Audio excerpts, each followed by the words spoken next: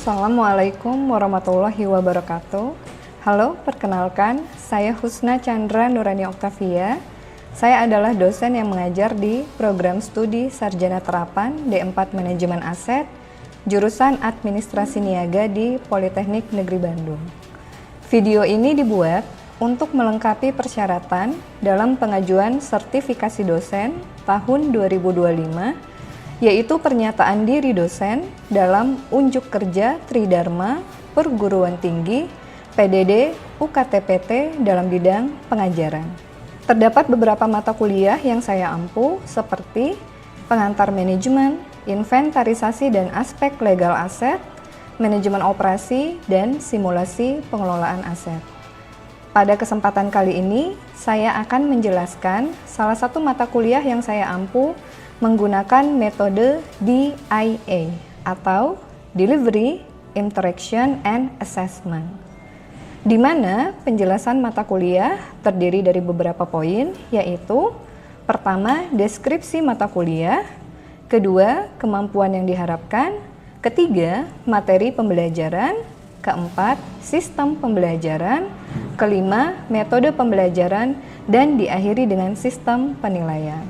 Berikutnya, saya akan menjelaskan salah satu mata kuliah yang saya ampu, yaitu pengantar manajemen dengan bobot 3 SKS yang terdiri dari 2 SKS teori dan 1 SKS praktik. Mata kuliah ini merupakan mata kuliah yang diajarkan di semester 1 dan bersifat wajib pengambilannya. Mata kuliah ini menjadi mata kuliah prasyarat dari beberapa mata kuliah dasar keahlian dalam program studi manajemen aset.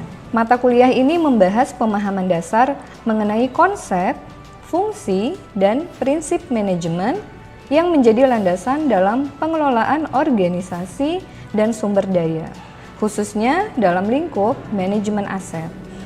Cakupan materi dalam perkuliahan meliputi fungsi-fungsi manajemen yang terdiri dari planning, organizing, leading, and controlling, peran dan keterampilan manajerial, dan pengaruh lingkungan internal dan eksternal terhadap manajemen dan organisasi. Selain itu, mata kuliah ini bertujuan untuk mengintegrasikan pengetahuan, keterampilan, dan juga sikap dalam memahami proses pengambilan keputusan atau decision making, gaya kepemimpinan yang relevan, mengelola teamwork, membuat desain organisasi, dan diakhiri dengan proses controlling, pengendalian atau pengawasan. Adapun capaian pembelajaran dari mata kuliah ini pada aspek keterampilan umum yaitu: pertama, mahasiswa mampu menerapkan pemikiran logis, kritis, inovatif, bermutu, dan terukur dalam melakukan pekerjaan yang spesifik di bidang keahliannya, serta menguasai konsep dasar manajemen termasuk fungsi-fungsi utama manajemen seperti planning, organizing, leading, dan controlling. Kedua, mahasiswa mampu mengambil keputusan secara tepat berdasarkan prosedur, data, dan informasi dalam memilih berbagai alternatif, baik secara mandiri maupun berkelompok untuk mencapai tujuan organisasi.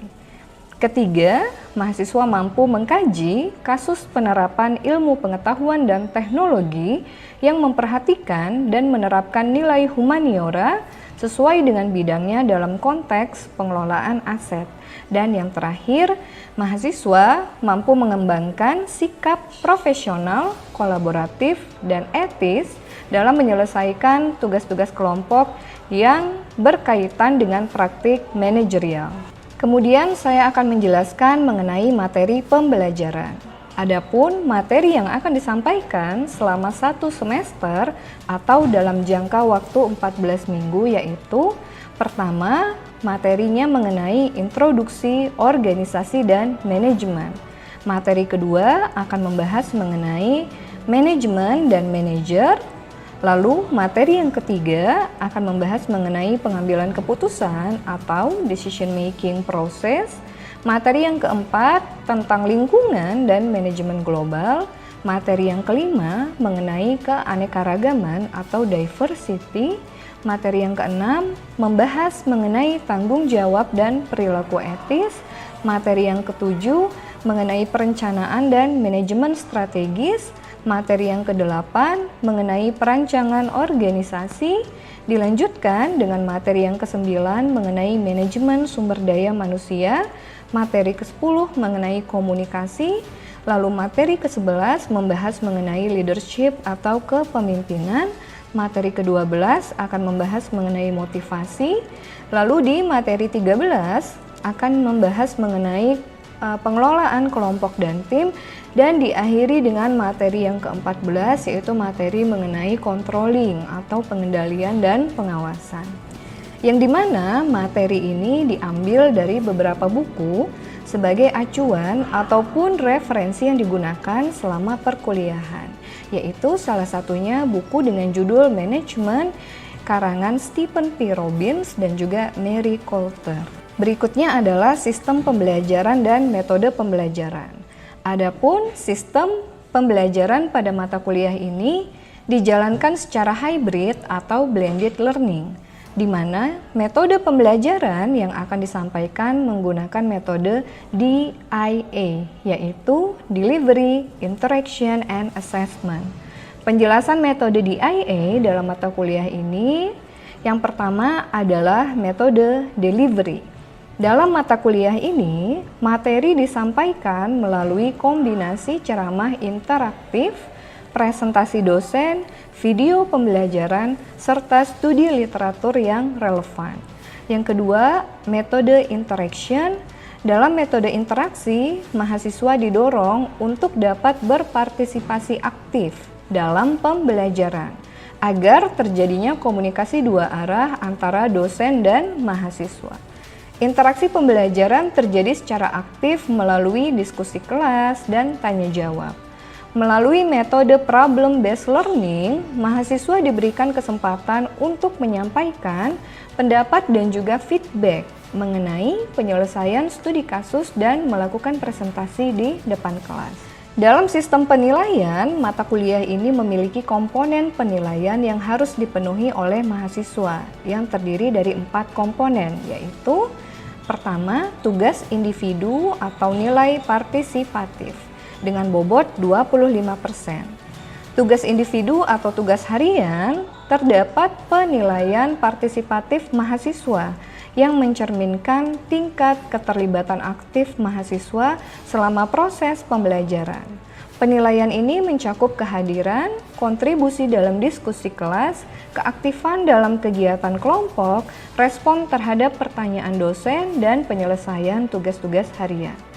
Komponen penilaian yang kedua yaitu ujian tengah semester atau UTS. Untuk mata kuliah ini berupa pengujian pemahaman mahasiswa atas teori yang disampaikan oleh dosen pengampu dimulai dari tatap muka pada minggu pertama hingga minggu ke-7. Pengujian ini dilaksanakan secara tertulis dengan bobot 25%. Komponen penilaian yang ketiga yaitu ujian akhir semester atau UAS. Untuk mata kuliah ini berupa pengujian pemahaman mahasiswa atas teori yang disampaikan oleh dosen pengampu dimulai dari tatap muka pada minggu ke-8 hingga minggu ke-14. Pengujian ini dilaksanakan secara tertulis dengan bobot 25%. Dan komponen penilaian yang terakhir yaitu Problem Based Learning atau PBL. Tugas besar yang melibatkan mahasiswa untuk mendorong mahasiswa belajar secara aktif dan mengembangkan keterampilan berpikir kritis serta berkolaborasi.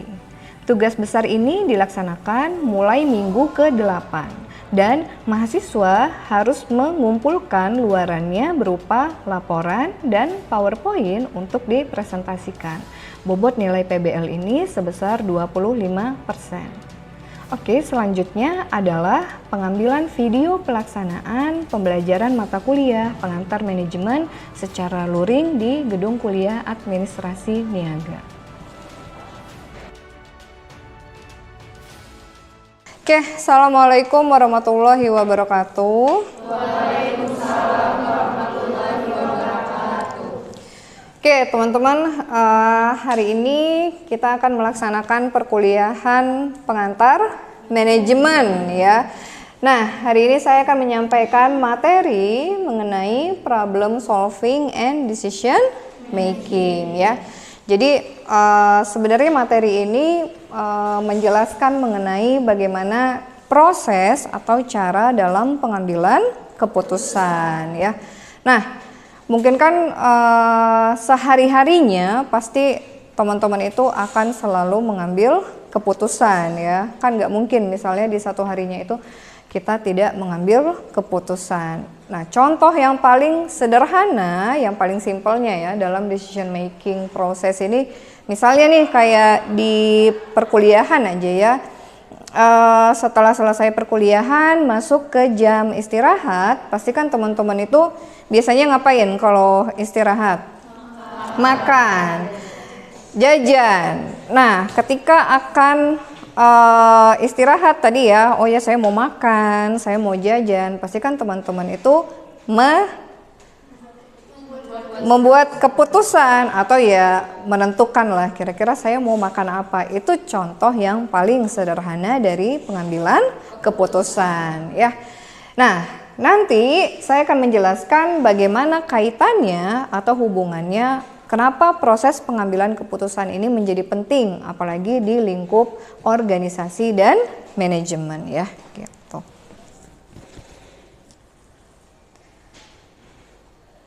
Oke, kita mulai dulu dari slide yang pertama. Di sini ada pertanyaan nih, apa sih yang dimaksud dengan problem atau permasalahan? Biasanya every decision start with a problem. Jadi setiap keputusan itu pasti dimulai atau diawalinya dengan permasalahan atau masalah ya. Oke, penjelasannya masalah. Kira-kira di sini maksudnya masalah apa sih, teman-teman? Kan nggak mungkin ya di sini tidak ada yang memiliki masalah ya. Pasti semuanya di sini ya pernah lah punya permasalahan ya. Saya pun juga pernah ya memiliki permasalahan.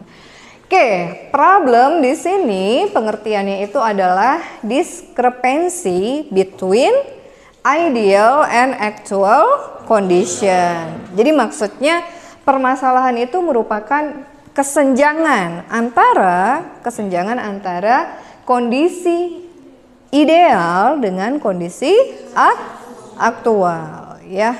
Nah, jadi biasanya kenapa kita harus mengambil keputusan? Karena didasari atau diawali dengan permasalahan. Kan kalau ada masalah nih teman-teman pasti suka diminta ya, ayo cepat segera diselesaikan. Gimana cara menyelesaikannya? Ya tadi salah satunya adalah dengan mengambil keputusan ya atau decision making ya. Oke, berikutnya kita akan membahas mengenai, nah ini intinya ya, what is decision? Jadi apa sih yang dimaksud dengan keputusan itu sendiri ya. Oke, pengertiannya di sini decision is choosing among alternative ya. Jadi keputusan itu adalah teman-teman memilih beberapa alternatif ya gitu.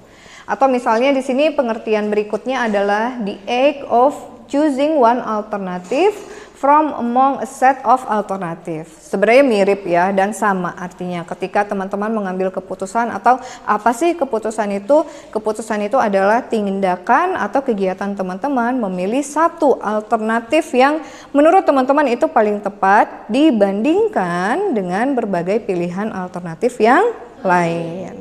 Nah, bila dikaitkan dengan lingkup organisasi dan manajemen, mungkin timbul pertanyaan, siapa Bu yang melakukan pengambilan atau proses pengambilan keputusan di lingkup manajemen dan organisasi? Nah, di sini dijelaskan ya teman-teman ya. Kan kalau di materi pertama itu kita sudah belajar mengenai peran manajemen dan manajerial ya. Jadi manajemen itu kan dibagi menjadi 3 level ya. Yang pertama apa? Manajer. Manajer itu ada 3 level. Yang pertama apa? Oke, maunya dari yang paling tinggi dulu atau dari bawah levelnya? Dari atas, apa?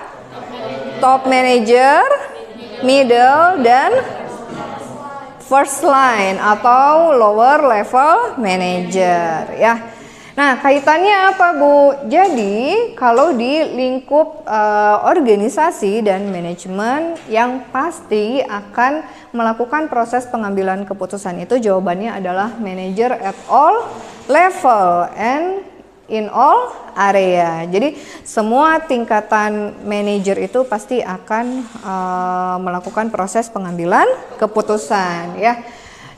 Oke, lalu yang paling penting di sini ternyata semua pengambilan keputusan itu tidak hanya dikerjakan oleh manajer ya teman-teman ya, tapi decision making proses itu akan dilalui oleh all organizational member. Jadi bukan berarti ya udah kita serahkan semua proses pengambilan keputusan ke manajer, itu enggak ya, tapi ternyata semua anggota organisasi itu harus membuat atau mengambil keputusan ya, dimana tadi decisionnya itu akan mempengaruhi pekerjaannya dan juga mempengaruhi di mana tempat dia bekerja ya. Nah, jadi ketika misalnya teman-teman nanti ditanya ya, kalau di dalam lingkup organisasi dan manajemen siapa sih yang mengambil keputusan?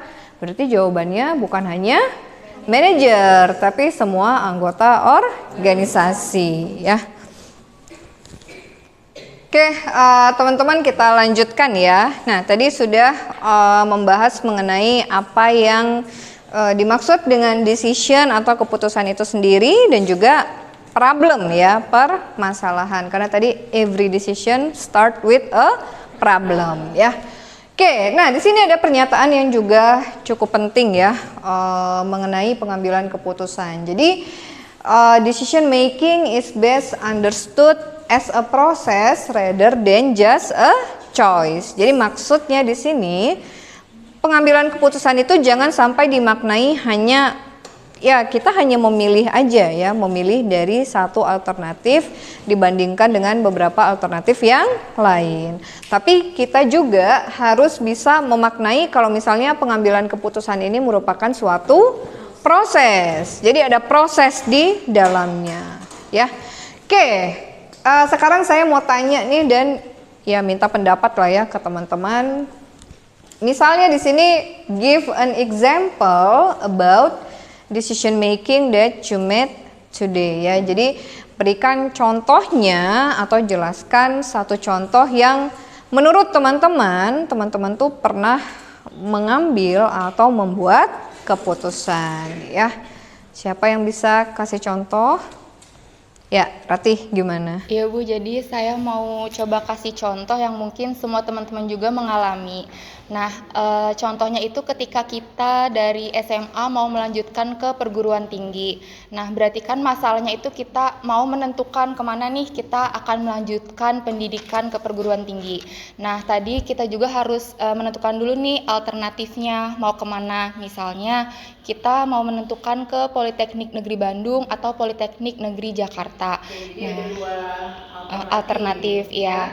Lalu kita juga bisa membuat kriteria mana aja nih hal-hal yang bisa kita nilai dari kedua politeknik tersebut ya.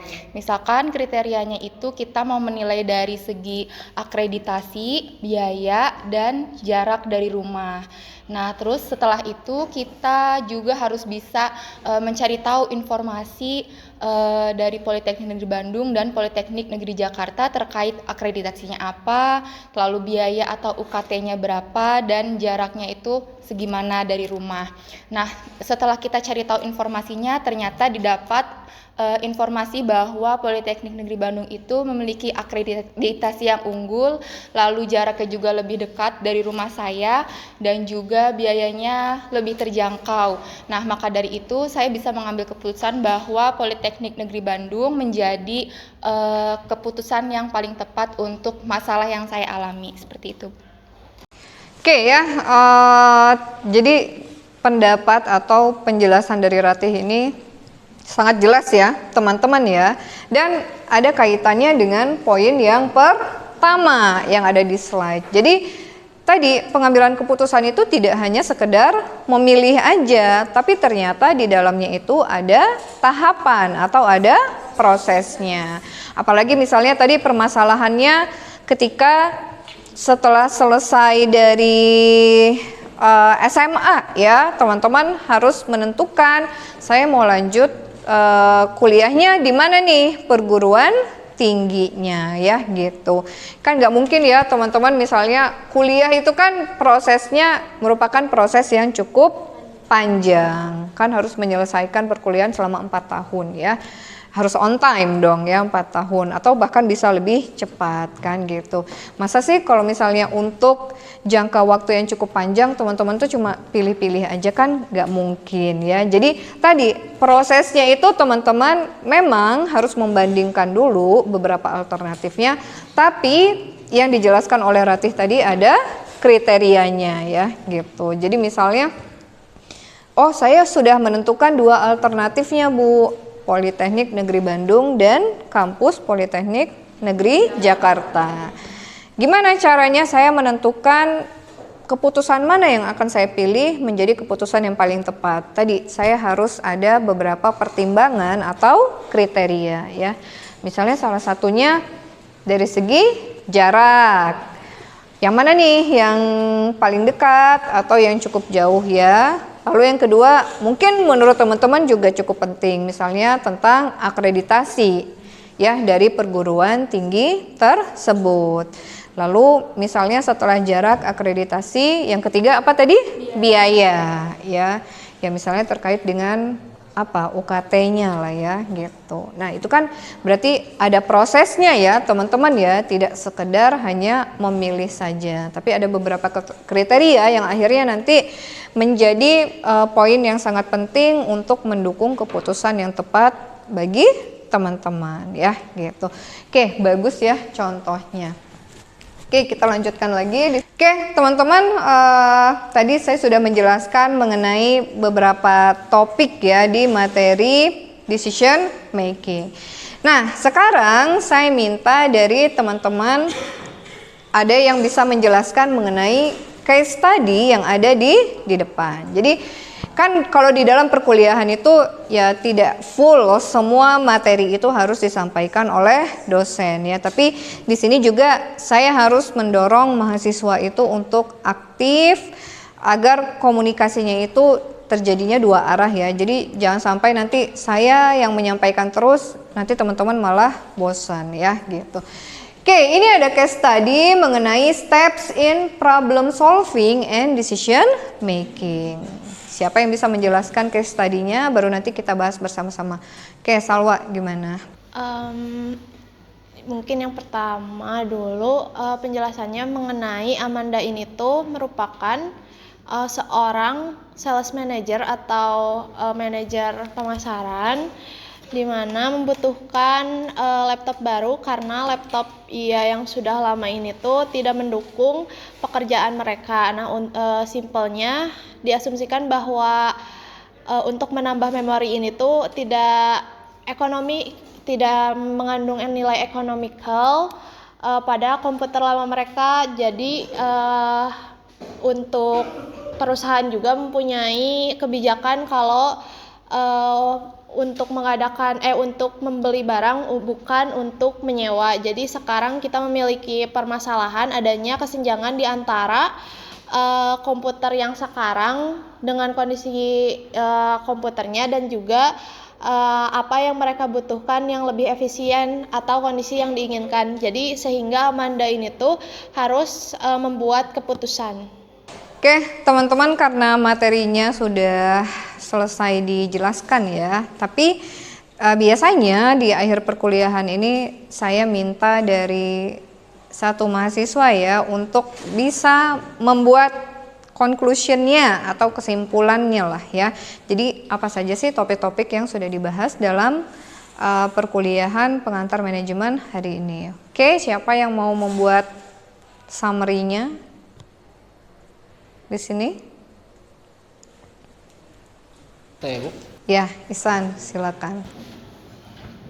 Dari yang saya pahami ya, setelah membaca PPT yang Ibu kasih, bahwa setiap decision making pasti dilatar belakangi oleh satu hal, salah satunya tadi masalah. Sehingga hal itu tuh memaksa seseorang atau sebuah institusi untuk memperbaiki masalah tersebut dengan misal bisa melakukan penyusunan rencana sederhana ataupun yang rumit yang nantinya akan memberikan berbagai macam alternatif untuk kita pilih gitu. Sehingga muncullah definisi dari decision, yaitu memilih antara alternatif untuk memperbaiki atau menyelesaikan masalah yang kita punya. Kemudian dalam lingkup manajemen, decision making itu kita ketahui bahwa ada 3. Yang pertama ada top manager, ada middle manager, dan juga first line manager. Nah, cuman perlu digarisbawahi bahwa gak hanya 3 hal itu saja yang mengambil keputusan, tapi semua orang dalam organisasi pasti harus bisa mengambil keputusan. Nah, balik lagi ke masalah, beda masalah pasti beda juga cara mengambil keputusannya, sehingga muncul berbagai jenis decision making. Yang pertama ada program yang terprogram decision makingnya, kemudian ada juga decision making yang non terprogram. Nah, untuk yang terprogram itu kita ketahui bahwa sifatnya repetitif, terjadi berulang-ulang kali, sementara yang non program itu biasanya tiba-tiba atau tidak diduga-duga bahwa hal itu tuh atau masalah itu akan terjadi. Nah, sehingga saya simpulkan bahwa decision making itu nggak hanya sebuah pilihan ataupun proses, tapi juga skill yang perlu dikuasai oleh semua orang, baik itu di luar, di dalam, ataupun di keseluruhan organisasi. Gitu kurang lebih, Bu. Oke, cukup? Oke ya teman-teman ya, jadi Ihsan sudah membuat semacam kesimpulan apa saja sih yang sudah dipahami dalam pelaksanaan perkuliahan hari ini. Jadi tadi sudah dibahas apa yang dimaksud dengan decision, terus keputusan itu pasti diawali dulu dengan problem ya atau permasalahan. Lalu siapa saja kalau di lingkup organisasi dan manajemen, siapa sih yang berperan penting dalam proses pengambilan keputusan? Tidak hanya manajer saja ya, tidak hanya top manager, middle dan juga lower level manager, tapi juga all organizational member. Lalu diakhiri dengan ternyata pengambilan keputusan itu bisa kita bedakan menjadi 2. Balik lagi tadi dilihat dari permasalahan yang muncul, yang dimana akhirnya ada non-program decision dan program decision. Jadi intinya tadi ya yang harus teman-teman selalu ingat bahwa decision making proses itu tidak hanya choosing alternatif, tidak hanya memilih, tapi juga patut kita pahami sebagai suatu proses. Dan ditambahkan oleh Ihsan tadi ya, kalau misalnya dalam proses pengambilan keputusan juga harus ada skill atau keterampilan yang harus dimiliki oleh decision makernya atau pengambil keputusannya. Oke, mudah-mudahan apa yang saya sampaikan pada perkuliahan hari ini teman-teman bisa pahami ya, dan jangan lupa nanti untuk di-review kembali materinya ya setelah selesai perkuliahan. Apabila tidak ada pertanyaan lagi dari teman-teman, saya cukupkan dulu perkuliahannya. Assalamualaikum warahmatullahi wabarakatuh. Waalaikumsalam warahmatullahi wabarakatuh. Oke. Ya, sama-sama. Demikian video terkait skema pengajaran. Semoga apa yang saya sampaikan dapat bermanfaat. Assalamualaikum warahmatullahi wabarakatuh.